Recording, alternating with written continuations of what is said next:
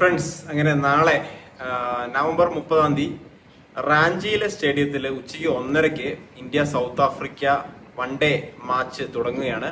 അപ്പൊ ക്രിക്കറ്റ് പ്രേമികളെല്ലാം ഈ ഒരു മാച്ച് കാണാൻ വേണ്ടി കാത്തിരിക്കുകയാണ്. കാരണം ഇന്ത്യയിൽ ടെസ്റ്റ് സമ്പൂർണ്ണ പരാജയമായിരുന്നു. അപ്പോൾ ഈ ഒരു ഏകദിനത്തിലൂടെ ഇന്ത്യ തിരിച്ചു വരുമോ എന്ന് നോക്കാം.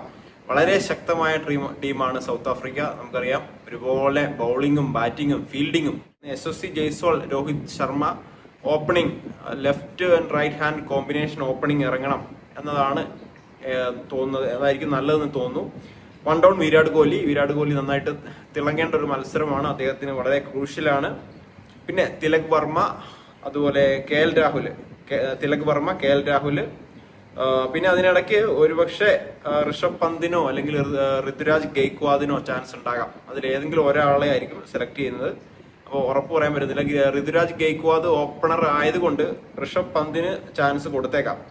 പിന്നെ രവീന്ദ്ര ജഡേജ, വാഷിംഗ്ടൺ സുന്ദർ, ഹർഷിത് റാണയ്ക്ക് ചാൻസ് കൊടുക്കാൻ കാര്യം ബാറ്റിങ്ങും കൂടെ അദ്ദേഹത്തിന് വഴങ്ങും എന്നുള്ളത് കൊണ്ടാണ് അദ്ദേഹത്തിനെ അവിടെ ഉൾക്കൊള്ളിക്കാനുള്ള ഒരു സാധ്യത കാണുന്നത്. ഹർഷ്ദീപ് സിംഗ്, പ്രസിദ്ധ് കൃഷ്ണ, കുൽദീപ് യാദവ്. അപ്പൊ അങ്ങനെ 11 പേര്.